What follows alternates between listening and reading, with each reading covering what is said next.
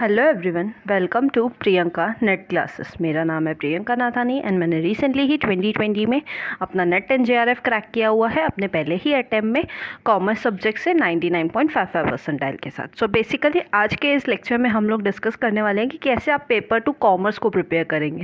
Because आप में से कई सारे लोगों ने मुझे रिक्वेस्ट किया था कि आप हमें बताइए कि आपने कैसे प्रिपेयर किया था, बिकॉज मेरा जेआरएफ हुआ है। सो मेरे जेआरएफ का मेन रीज़न मेरा पेपर टू था। सो मैं यहाँ पे कुछ पॉइंट्स बताऊंगी जिसके थ्रू आप भी उन चीज़ों को यूज़ कर सकते हैं जो मैंने यूज़ की थी, एंड आप अपने अकॉर्डिंग उनको यूज़ करके क्या कर सकते हैं, अपना पेपर टू स्ट्रॉन्ग बना सकते हैं। बिकॉज आप सब में से बहुत सारे लोगों का पेपर टू ही वीक होता है। सो चलिए देखते हैं।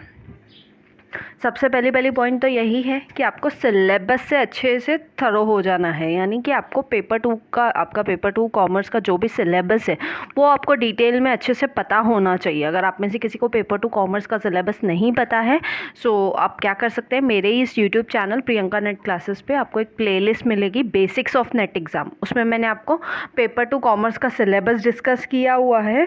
सो आप उसको जाके देख सकते हैं, क्योंकि मैंने वहाँ पे सिर्फ सिलेबस ही नहीं बताया है बल्कि साथ साथ मैंने उसमें रिपीटेडली आज टॉपिक्स बताए, ऐसे टॉपिक्स जो बार बार पूछे जा रहे हैं।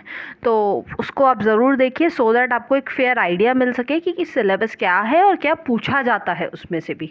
नेक्स्ट कमिंग टू, आपको क्या करना है, स्वॉट एनालिसिस करना है सिलेबस को देख के ही।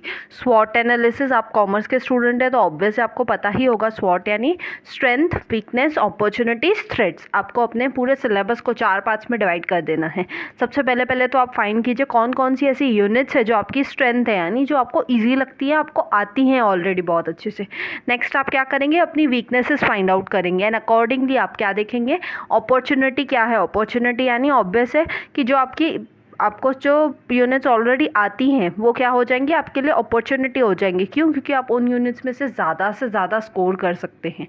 एंड आपके लिए थ्रेट क्या बन जाएगा, थ्रेट ऑब्वियस है कि जो यूनिट्स आपको वीक लगती हैं या जो यूनिट्स पे आपकी कमांड अच्छी खासी नहीं है वो आपके लिए थ्रेट है। तो आप पहले उनमें क्या कर सकते हैं, चारों में क्लासीफाई करके देखिए अपने सिलेबस को एंड फाइंड आउट कीजिए आपका स्वॉट क्या है।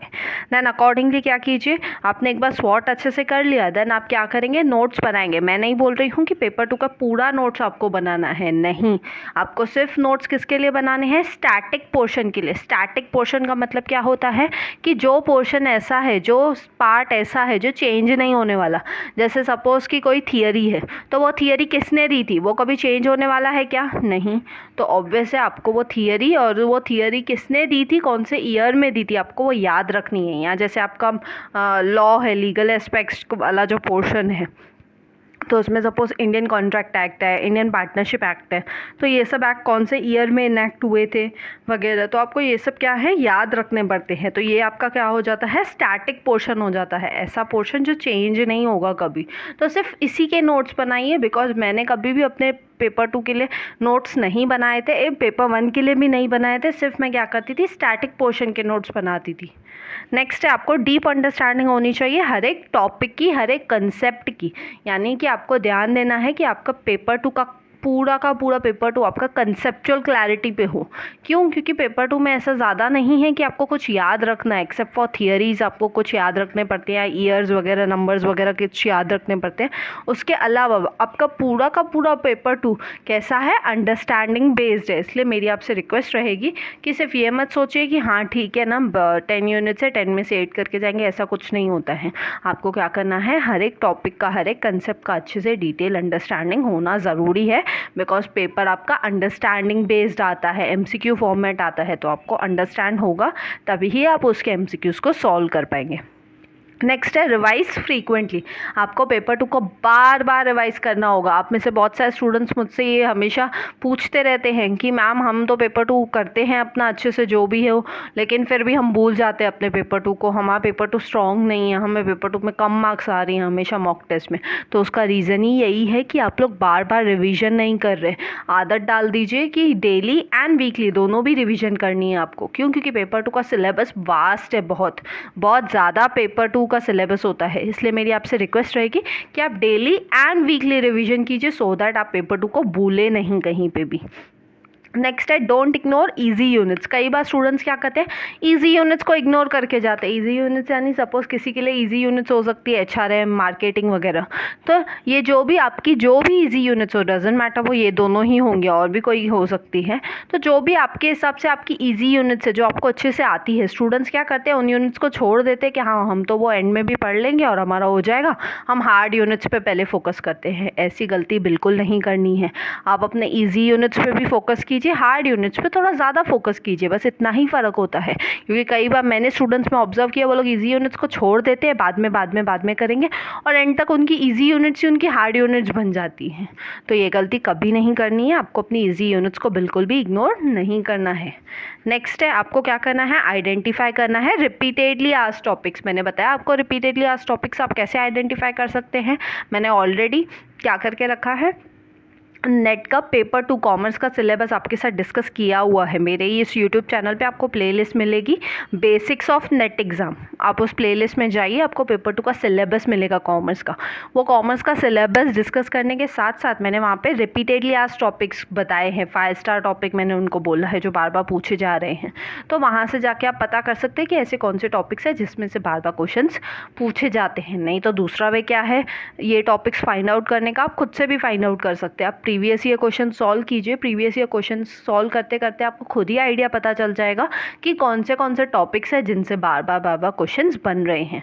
तो आप दोनों में से कोई भी मेथड यूज़ कीजिए, लेकिन रिपीटेडली आज टॉपिक्स को आइडेंटिफाई कीजिए और उन पे काम कीजिए। क्यों? क्योंकि ये रिपीटेडली आज टॉपिक्स ही हैं जो आपको JRF दिलाएंगे। क्यों? क्योंकि टॉपिक बार बार पूछे जाते हैं, वही सिर्फ घुमा के पूछ लिया जाता है। इसलिए मेरी आपसे रिक्वेस्ट रहेगी कि आप आइडेंटिफाई कीजिए एंड उन टॉपिक्स पे, उनमें से कोई भी टॉपिक आप छोड़ के नहीं जाएंगे जो भी आपसे बार बार पूछे जा रहे हैं पेपर के एग्जाम्स। नेक्स्ट है आपको क्या करना है, प्रैक्टिस करने हैं मैक्सिमम PYQs यानी प्रीवियस ईयर क्वेश्चंस को ज़्यादा से ज़्यादा प्रैक्टिस करना है। आपको 2020 से आप पीछे चले जाइए 2012, जहाँ तक के भी आपको पेपर 2 के कॉमर्स के PYQs मिल रहे हैं, आप वहाँ तक के क्या कीजिए, पेपर 2 के PYQs को सॉल्व कीजिए। बिकॉज आप जब तक सॉल्व नहीं करेंगे आपको पता नहीं चलेगा कौन से टॉपिक्स बार बार पूछे जा रहे हैं, आप कितना अच्छे से परफॉर्म कर पा रहे हैं, आपको वो सब नहीं पता चलेगा। आपकी प्रैक्टिस ही नहीं होगी जब तक आप प्रीवियस ईयर क्वेश्चंस को सॉल्व नहीं करेंगे। अब ये प्रीवियस ईयर क्वेश्चंस कहाँ से मिलेंगे, इस पर मैं थोड़ी देर में एक और वीडियो डालने वाली हूँ। एक शॉर्ट 1 मिनट का ही वीडियो रहेगा एंड मैं वहाँ पे आपको बता दूंगी कि कहाँ से आप फ्रीली पेपर 2 के प्रीवियस ईयर क्वेश्चंस को डाउनलोड कर सकते हैं। So thank you. यही थी मेरी पूरी स्ट्रैटेजी पेपर 2 कॉमर्स के लिए एंड मैंने ये स्ट्रैटेजी खुद ने अप्लाई करके देखी है। मैंने इसको यूज़ करके अपना पेपर 2 में मैक्सिमम मार्क्स लाया था JRF के लिए। आप भी इसी स्ट्रैटेजी को अपने अकॉर्डिंग मोल्ड करके, एडजस्ट करके क्या कर सकते हैं, इस स्ट्रैटेजी को यूज़ कीजिए एंड अपने JRF को क्रैक कीजिए। मिलते हैं नेक्स्ट वीडियो में। अगर आपको वीडियो अच्छा लगा तो प्लीज़ लाइक कीजिए, कमेंट करके मुझे ज़रूर बताइए, ज़्यादा से ज़्यादा लोगों तक शेयर कीजिए बिकॉज नॉलेज बांटने से ही बढ़ती है, एंड सब्सक्राइब कीजिए सो दैट आप मेरे डेली वीडियो लेक्चर्स का बेनिफिट ले सकें। सो मिलते हैं नेक्स्ट वीडियो में। एंड हाँ, एक लास्ट चीज़ और, अगर आपको चाहिए कि मैं आपको पेपर 2 कॉमर्स के भी लेक्चर्स दूँ तो आप कमेंट सेक्शन में मुझे बता सकते हैं कि कौन सी ऐसी यूनिट है जिससे मैं पेपर 2 आपको पढ़ाना शुरू करूँ। कमेंट में ज़रूर लिखिए कौन सी यूनिट से मैं स्टार्ट करूँ। मिलते हैं नेक्स्ट वीडियो में। Till then bye bye, take care.